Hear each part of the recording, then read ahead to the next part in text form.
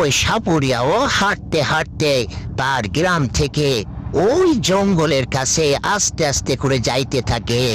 সে জঙ্গলের মধ্যে গিয়ে তার বীণবাঁশি বাজাইতে থাকে, যাতে করে ওই নাগ নাগিনী তার কাছে ছুটে আসে এবং নাগ নাগিনীকে মেরে তা সেই মণিটা যাতে করে উদ্ধার করতে পারে এবং 7 রাজার মালিক হয়ে যাইতে পারে। আর সে বীণবাঁশি বাজাইতে বাজাইতে নাগ নাগিনী তার কাছে এসে হাজির হয়ে যায়।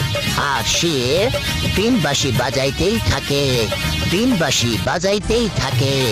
বাজাইতে বাজাইতে ওই নাগ নাগিনী সাপ থেকে মানুষে রূপান্তরিত হয়ে যায় এবং ওই সাপুরিয়া আরো খুশি হয়ে যায়। সাপুরিয়া তাদের বলতে থাকে, তোদের মণিগুলো আমাকে দিয়ে দে, আমি 7 রাজার ধনের মালিক হতে চাই। আর তখন নাগ